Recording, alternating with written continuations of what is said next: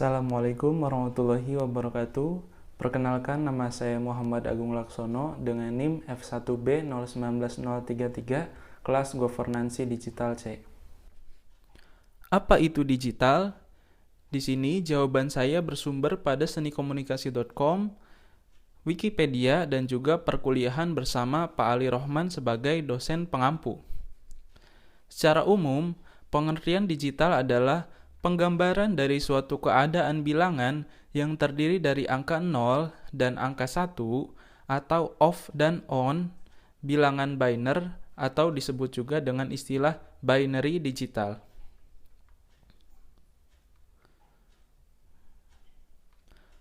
Pendapat lain menyebutkan definisi digital adalah suatu sinyal atau data yang dinyatakan dalam serangkaian angka 0 dan 1 dan umumnya diwakili oleh nilai-nilai kuantitas fisik, seperti tegangan atau polarisasi magnetik. Digital menggambarkan teknologi elektronik yang menghasilkan, menyimpan, dan memproses data dalam dua kondisi, positif dan non-positif. Positif dinyatakan atau diwakili oleh angka 1 dan non-positif diwakili oleh angka 0. Dengan demikian, data yang dikirimkan atau disimpan dengan teknologi digital dinyatakan sebagai string 0 dan 1. Masing-masing digit status ini disebut dengan bit, dan serangkaian bit yang dapat ditangani komputer secara individual disebut sebagai byte. Sebelum ditemukannya teknologi digital, transmisi elektronik terbatas pada teknologi analog yang menyampaikan data dalam bentuk sinyal elektronik dari berbagai frekuensi atau amplitudo yang ditambahkan ke gelombang pembawa frekuensi tertentu. Siaran dan transmisi telepon secara konvensional menggunakan teknologi analog. Teknologi digital utamanya digunakan pada media komunikasi terbaru, seperti satelit dan transmisi serat optik atau fiber optik. Sebagai contoh, modem digunakan untuk mengubah informasi digital pada komputer menjadi sinyal analog untuk saluran telepon dan untuk mengubah sinyal telepon analog menjadi informasi digital pada sebuah komputer. Apa itu governansi digital? Governansi digital ialah salah satu bentuk atau model tata kelola pemerintahan atau organisasi yang berlandaskan pada kekuatan teknologi digital, di mana semua pekerjaan administrasi, pelayanan terhadap masyarakat, pengawasan, dan pengendalian sumber daya milik organisasi yang bersangkutan, keuangan, pajak, retribusi, karyawan, dan sebagainya dikendalikan dalam satu sistem.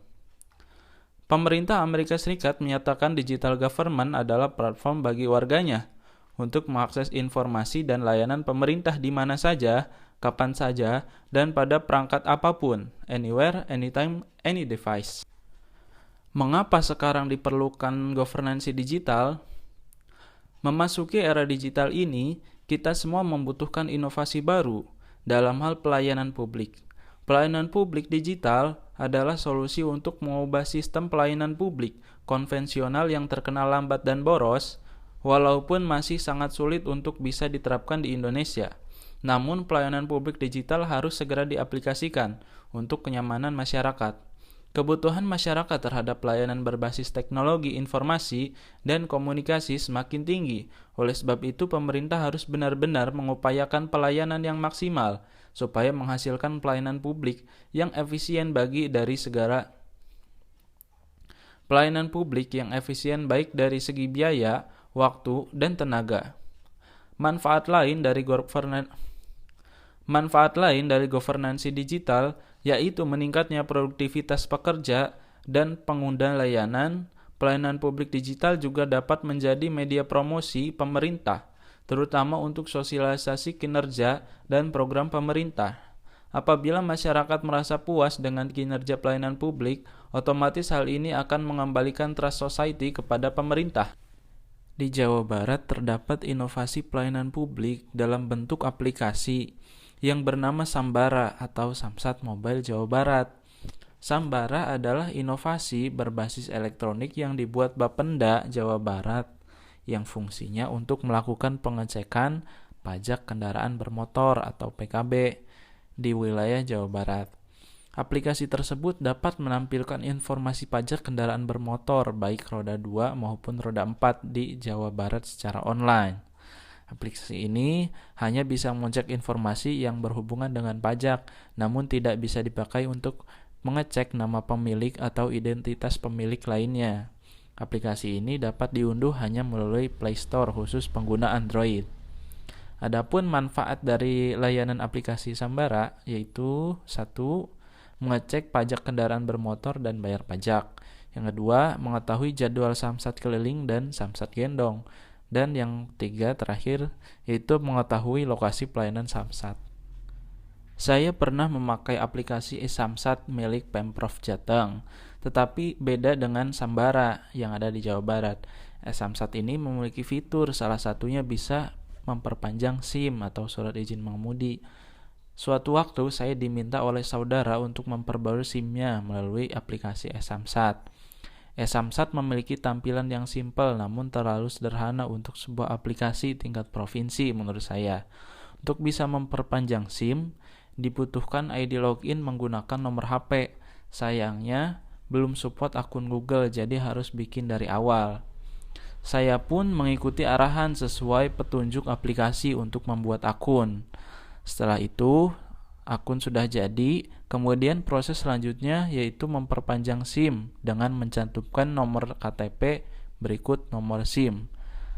Nah, pada saat memasukkan nomor SIM, pengguna bisa men-scan-nya dengan kamera agar mempermudah. Namun setelah saya selesai memasukkan data yang dibutuhkan aplikasi e-Samsat itu, tidak bisa menguploadnya.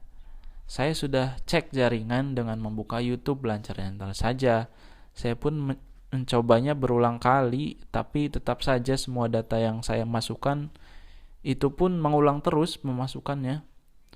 Gagal, masukin lagi, gagal lagi, tidak dapat terupload. Alhasil saya pun kecewa terhadap aplikasi e-Samsat itu dan mengembalikan kartu SIM kepada saudara saya. Sebenarnya saudara saya juga itu disarankan oleh polisi kenalannya gitu untuk memakai e-Samsat saja biar mudah gitu. Karena polisi kenalannya itu sedang berada di luar kota.